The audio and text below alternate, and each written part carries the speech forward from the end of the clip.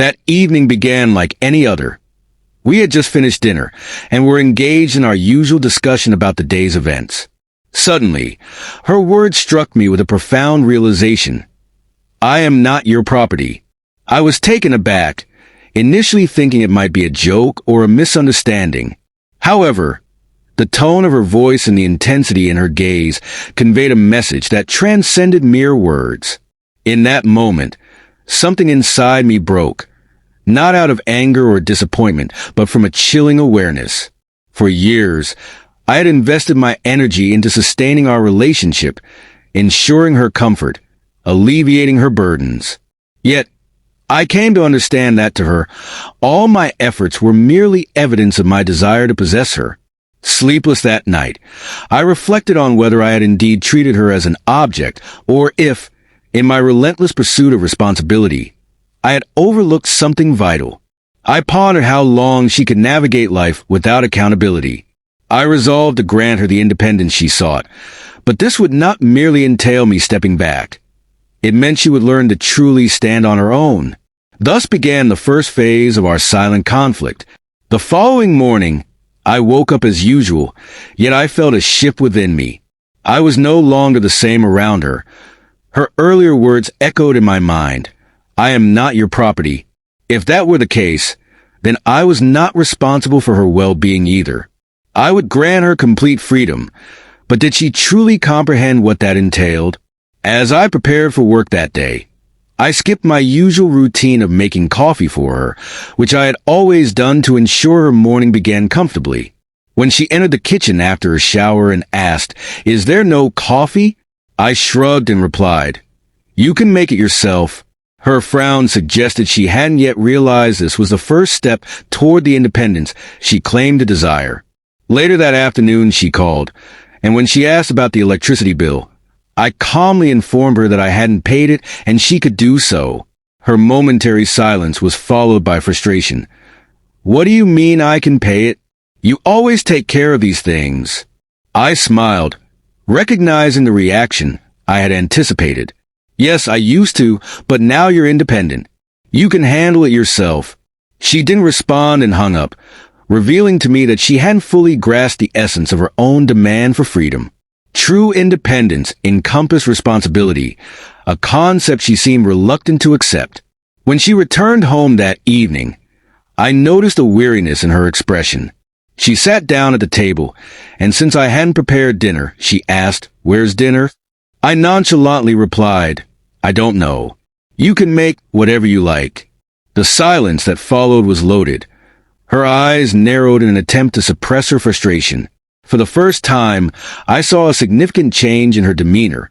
Instead of lashing out, she took a deep breath and walked into the kitchen. I observed as she opened the fridge, glanced inside, and then closed it firmly, clearly lacking the energy or inclination to cook. That night, she avoided the kitchen altogether and retreated to her room without dinner. The next morning unfolded in the same silence. I didn't prepare coffee or breakfast, and she stubbornly remained quiet. The tipping point arrived during my lunch break when she called again, her voice taut with tension as she inquired about my car's overdue oil change. Calmly, I replied, "Because it's your car. You can handle it yourself." The silence stretched painfully before she simply said, "Okay," and hung up. I sensed a lingering question in her mind. How long would this continue? When she came home that evening, the exhaustion etched on her face was undeniable.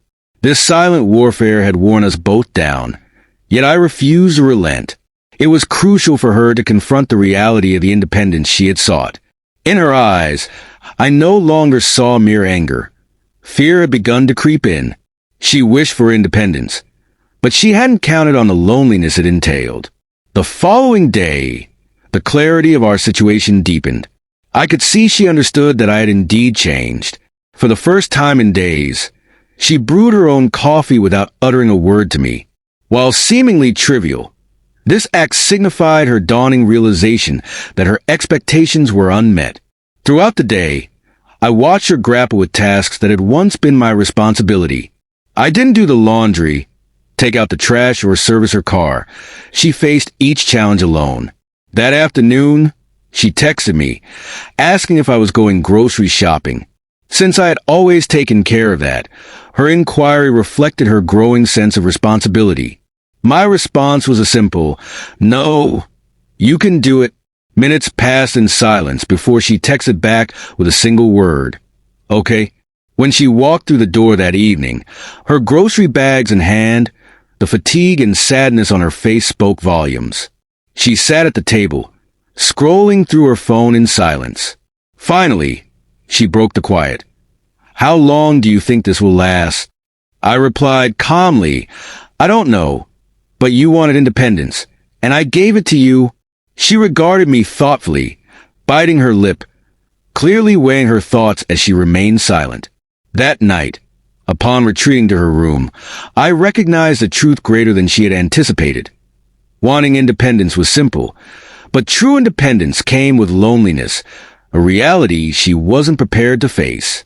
There was no turning back until she forged her own path, and I would continue on mine.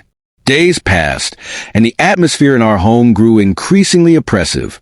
What had begun as a quiet challenge evolved into a cold war. Neither of us confronted the other directly, but every action communicated a message. She had sought independence, and I had obliged, but the reality of being independent lay in bearing responsibilities alone, a realization she was beginning to grasp. A few days later, we found ourselves at an impasse over the electricity bill. She noticed the fridge was nearly bare. I had always managed the grocery shopping, but now she was left waiting as I did nothing. When she returned home that evening, she opened the fridge and sighed heavily before slamming it shut. "What's for dinner?" she asked, already knowing the answer. I shrugged, replying, "I don't know. Whatever you bought is what's there." She looked at me momentarily before turning away, her pride restraining her from expressing her thoughts.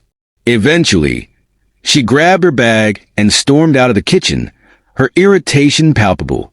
The breaking point came that night when she returned home again with grocery bags. This time, however, she appeared different, exhausted and tense. She didn't even glance at me as she headed straight for the kitchen. Moments later, her voice broke the silence. "This can't go on." I waited, allowing the silence to stretch until she continued. "Yes, I wanted independence, but I didn't want to live it alone." I met her gaze. Her eyes reflected fatigue, but no defiance or anger, only realization. "I wanted to be independent, but I didn't want to be alone. I didn't want to replace you. I wanted to share things with you, but you completely withdrew, and that's not a solution either." In that moment, a weight lifted off me. I recognized that our silent battle had been futile. Relationships aren't about winning or losing. I took a deep breath and looked into her eyes. "I don't want to carry everything alone either, but this isn't just my responsibility. It's ours." At that moment, I felt we genuinely understood one another. This wasn't defeat. It was the beginning of something new, and that night marked our first step toward rebuilding. With time, everything began to improve.